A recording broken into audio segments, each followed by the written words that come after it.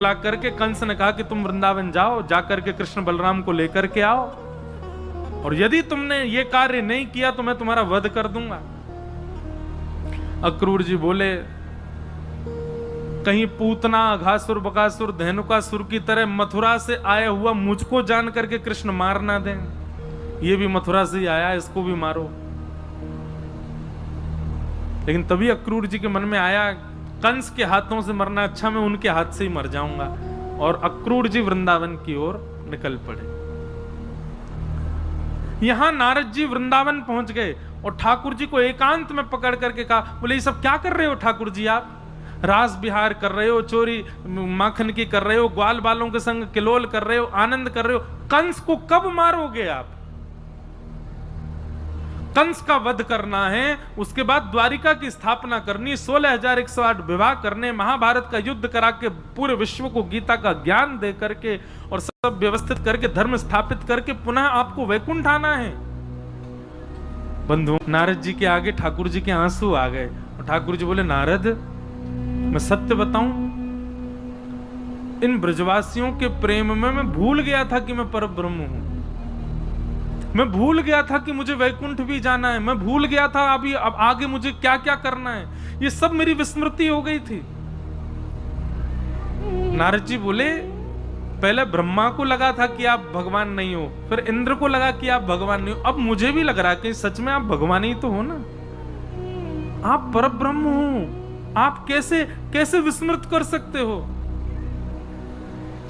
ठाकुर जी बोले, ज्ञान में सामर्थ्य नहीं है पर ब्रह्म को बांधने के, वैराग्य में सामर्थ्य नहीं है, पर इन ब्रजवासियों का जो प्रेम है ना, इस प्रेम में सामर्थ्य है कि जगत नियंता पर ब्रह्म भी विस्मृत हो सकता है कि मैं पर ब्रह्म हूं।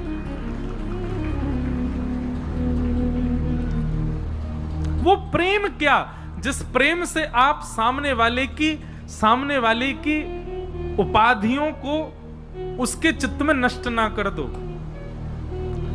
सामने वाला तब भी ये जानता है कि वो कौन है और आप उसको कहते हो कि ये प्रेम है। नहीं, प्रेम में तो सामने वाला भूल जाता है कि मैं कौन हूं। वो केवल आपके प्रेम में ही रंगा रहेगा। और ब्रजवासियों ने वो करके दिखाया ठाकुर जी के साथ। भगवान नारद जी बोले, मुझे कुछ नहीं पता भगवान, ये भाव आदि सब छोड़िए, परसों कंस को मारिए। भगवान बोले, और तुम कंस से तो कुछ और बोल के आए हो, कंस से बोल के आए हो परसों हमको। बोले, वो तो बात बनानी पड़ती है, आप तो जान ही रहे थे तो मैंने ही व्यवस्था की है। अक्रूर जी आ रहे हैं, चुपचाप उनके साथ मथुरा जाइए और जाकर के कंस का वध कीजिए और वहां जाकर के फिर सब व्यवस्थित कीजिए। भगवान को उस दिन के बाद नींद नहीं आई। यशोदा मैया को देखते हैं, नंद बाबा को देखते हैं, ब्रजवासियों को देखते हैं तो मन में सोचते हैं मैं कैसे जाऊं इनसे दूर। और तभी अक्रूर जी महाराज वृंदावन पधारे। भागवत में वर्णन है कि अक्रूर जी सुबह सुबह ब्रह्म मुहूर्त में निकले थे मथुरा से और वृंदावन को अक्रूर जी वृंदावन पहुंचे और वृंदावन जाकर के उन्होंने समाचार दिया कि मथुराधिपति कंस ने आपके दोनों पुत्रों को पुरस्कृत करने के लिए बुलाया है। अब ये बात सुनकर के नंद बाबा आदि कुछ बड़े बुजुर्ग तो प्रसन्न हुए, हमारे लालन को पुरस्कार मिलेगा। लेकिन ब्रज के समस्त प्रेमी ब्रजवासी और यशोदा मैया को जैसे ये बात पता चली कि लाला मथुरा जा रहे हो कंस के पास, ये सुन करके सब दुखी हो गए, रुदन करने लगे।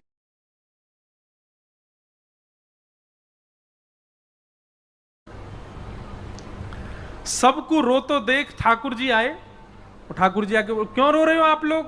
बोले, लाला तू मथुरा जा रहे हो, कंस के पास जा रहे हो।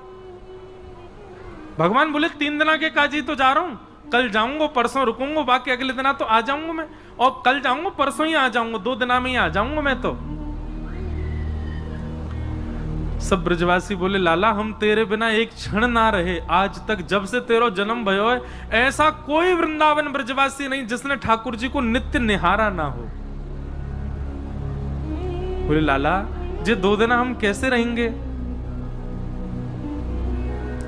ठाकुर जी थोड़े रूठ गए, बोले, दुनिया के बालक घूमबे जामे, मोह तो ऐसा लगे तुम सबरे मुंह को घर में ही बुढ़ो कर लोगे या ब्रज से बाहर ही ना जान दोगे।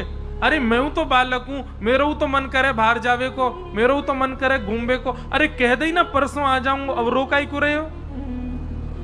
ठाकुर जी उदास है कि बैठ गए। तो सब ब्रजवासी बोले लाला की बात तो सही है। अरे भैया बालकन को मन करे घूमवे को, लाला को मन हेरो होगो।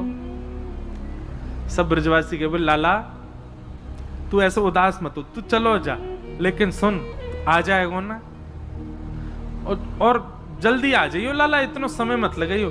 ठाकुर जी बोले मैं परसों आ जाऊंगा। और जब जब ठाकुर जी कहते हैं परसों आ जाऊंगा, नेत्र बंद कर लेते हैं, आंसू निकलने लगते हैं ठाकुर जी के। ब्रजवासी ठाकुर जी तो इसलिए नेत्र बंद करते हैं कि मैं कैसे बताऊं कि अब मैं आऊंगा नहीं। और ब्रजवासी यूं सोचे अरे लाला देख हम तो ऐसे ही रो रहे कि हम तो ते प्रेम करें, लेकिन लाला हम तो कितना प्रेम करें, देख रो रहो बेचारो, अपने हृदय से लगा ले। अरे लाला तू परसों आ जाएगा ना, काय बात की चिंता।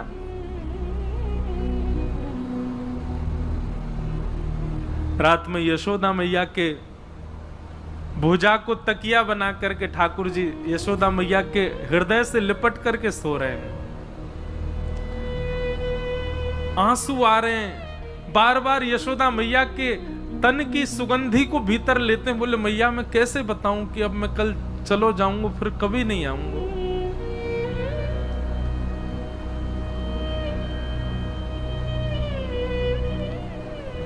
अंक में भर के यशोदा मैया लाला को सुला रही हैं और बार बार यशोदा मैया सूर्य नारायण को स्मरण करके कह रही हैं, हे सूर्य नारायण।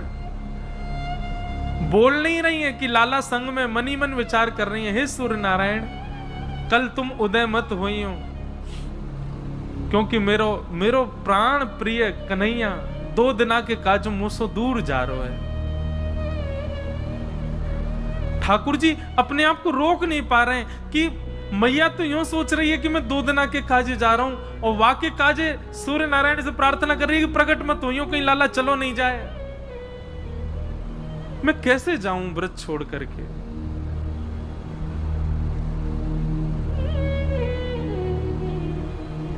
बार बार ठाकुर जी मन में विचार कर रहे हैं।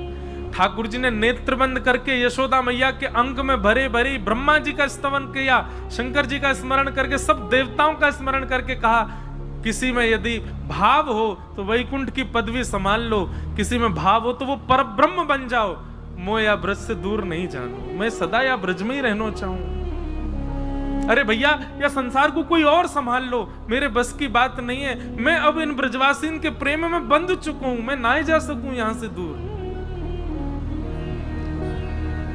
33 कोटि देवता स्मरण करने लगे, स्तवन पर ब्रह्म नारायण हैं, शंख चक्र गदा पद्म चतुर्भुज स्वरूप है आपका, आप कैसे इन ब्रजवासियों में इतने आसक्त हो सकते हैं।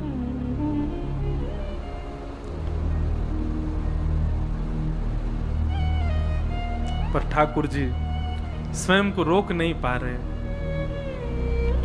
प्रातःकाल सूर्य उदय हुआ, बाल कृष्ण प्रभु उठ गए। आज पूरे ब्रजमंडल में एक अलग ही शांति, कोई रात्रि गए नहीं, सब नंद भवन के द्वार पर ही बैठे हैं और सब एक टक बस द्वार की ओर देख रहे हैं। लाला 2 दिना के काजे हमसे दूर जा रहे हैं।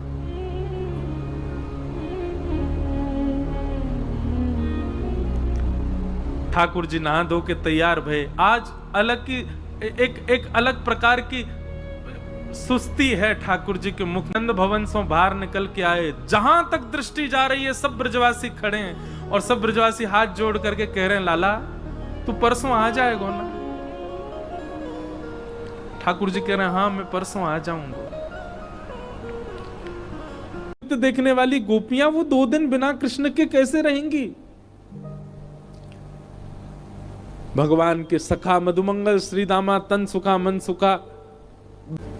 मधुमंगल आके बोले लाला तू जा तो 2 दिना को रहो, लेकिन तने एक बार भी विचार नहीं कियो ये श्री दामा ये सुबह उठते या को नियम है 11 वर्ष थे हम रोज सवेरे उठ करके आंख बंद करके पहले नंद भवन आमे, सबसे पहले 13 मुखमंडल देखें, वाके बाद जलपान करें लाला। तो देखे बगैर हमारे जल हलकते नीचे ना उतरे, और तू 2 दिना के काजे हमें छोड़ के जा रहा हो, हम कैसे जीवित रहेंगे। ठाकुर जी स्तब्ध हो रहे हैं, मौन हो रहे हैं, कहां समझाएं, अब शब्द नहीं है ठाकुर जी के पास। भगवान किशोरी जी के पास गए, चरणों में प्रणाम किया। राधे